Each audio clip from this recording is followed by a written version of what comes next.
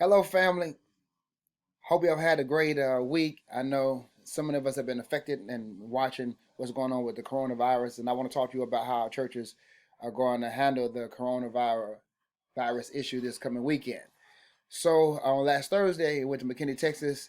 I'd hear Judge Chris Hill, who used to be a former pastor in Collin County Healthcare Services, talk about the clergy and how we should handle the coronavirus. I've also tried to educate myself by listening to shows with Dr. Oz and Dr. Phil last week dealing with the coronavirus as well. And so I want to give you all some things that I came out and how we're going to handle these weekend services. First deals with the political. Dr. Oz and Dr. Phil were talking about, and also Judge Chris Hill was talking about the political and the actual. So the political is you have to be careful about what's going on because sometimes the fear is greater than the symptoms themselves. So you have people, parties trying to outdo one another in prevention. So we got to be careful about that. And then also you have to be careful about watching the news and news stations because they're trying to get ratings, and so they're talking about heightening the worst case scenarios, scaring you into thinking about what could happen.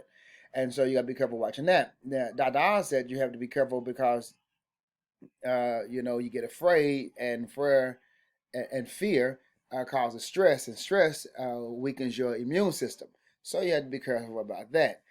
So the actual is this, and so these were the things that were given out to us in McKinney, Texas last Thursday. And the actual is just being smart. That's all the actual is. It's about washing your hands with soap for 20 seconds. Avoid contact with people who are sick. Avoid touching your eyes, nose, and mouth. Stay at home if you're sick or if you feel sick. Cover your cough, sneeze with tissue. Throw the tissue in the trash. Cleaning frequently objects and surfaces using a regular household cleaning spray or wipe. If you think you've been exposed to the coronavirus and experiencing symptoms of the disease, please call your doctors for evaluation. We're sending an email. We're going to send an email today talking about what our church is doing. We're wiping down all the doors. All of those will be open. We're avoiding handshakes and things of that nature and hugs. But church will go on as usual. For those who live in the Dallas Metroplex, the Dallas County, 2.6 million people live in Dallas, and there have been 5 to 9 cases confirmed. And those who live in Oklahoma, there is 649,000 people who live in Oklahoma City. And in the whole state of Oklahoma, only 2 cases have been confirmed. So we're going on with the service as usual on the day. I want to caution you all about anxiety and worry and fear, and I want to encourage you to live in faith. And so I want to give you some scriptures the Lord gave to me to share with you all on the day as we talk about the coronavirus and how people of faith should respond, and not worry, not anxiety, not fear, but we ought to respond in faith. So look at Isaiah 54:17. I put on your screen. This is what Isaiah says that he got from God. No weapon formed against you shall prosper. Philippians chapter 4, verse 6 through 7. Be anxious for nothing, but in everything by prayer and supplication and with thanksgiving let your requests be known to God. And the peace of God, which passes all understanding, will guard your heart and your minds through Christ Jesus. That's one of my favorite. During these times, we need the peace of God.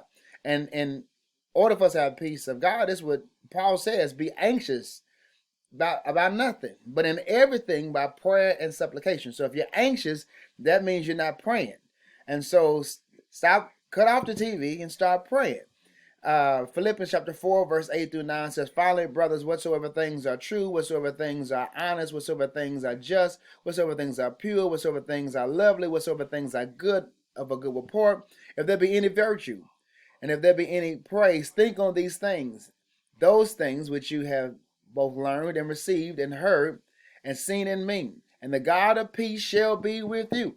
Now, I don't know how much more faith we need knowing that the God of peace is going to be with us. If we think on those things that are true, honest, just, pure, lovely, good report, if there be any virtue, any praise, Paul says the God of peace shall be with us. 2 Corinthians chapter 5, verse 7 tells us what we ought to do. For we walk by faith, not by sight. 4 times in the Bible talks about the just shall live by faith. The just. If we have accepted Christ as our personal Lord and Savior, that means He's taken our sins and put onto us His righteousness. And we're just in the sight of God. So the just shall live by faith, not by fear, not by worry, not by doubt, but we shall live by what? By faith. Isaiah 43:2, I'm going to give this to you. But when you pass through the waters, I will be with you, and through the rivers they shall not overflow you. And when you walk through the fire, you shall not be burned, nor shall the flame scorch you. So God's telling Isaiah to tell his people that no matter what you're going through, I will be with you. Friends, God is still with us. Nothing has changed. One more scripture I want to give you. Joshua chapter 1, verse 9. Have I not commanded you, be strong and of good courage? Do not be afraid, nor be dismayed, for the Lord your God is with you wherever you go. God is with us wherever we go. Wherever we go, God's with you.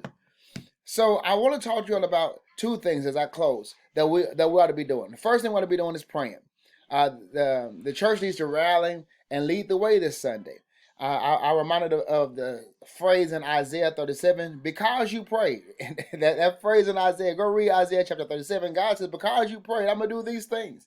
And so I'm encouraging us to pray as a church. The last thing I want to encourage us to do is to be an example to the world on how we're going to handle this adversity. How is the church, not the world, not the news, not the politics, how are the people of God going to handle this adversity? How are we going to handle the coronavirus? So I want to give that to you. I didn't put this on there, but the Lord just gave this to me. We go to Mark chapter 16. Go to Mark chapter 16, and this is going to bless you.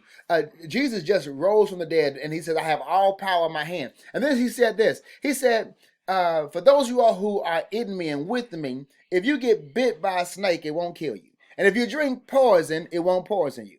So if God says, if you be with me, and if you're inside of me, Jesus just rose from the dead with all power in his hands, and he tells his people as he ascends into heaven, he says, if you are bitten by a snake, like Paul did, the snake died and not Paul.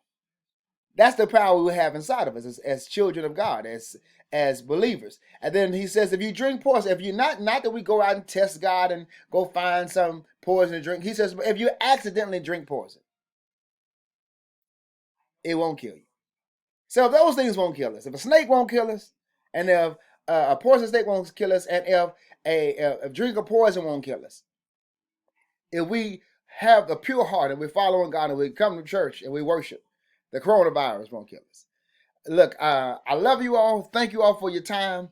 And I'll see you all this weekend. For those in Oklahoma City, I see you at 5 p.m. on Saturday. For those who are in Frisco, I see you at 9:30. And for those who at Oak Cliff, Dallas, I see you at 11. Blessings upon you.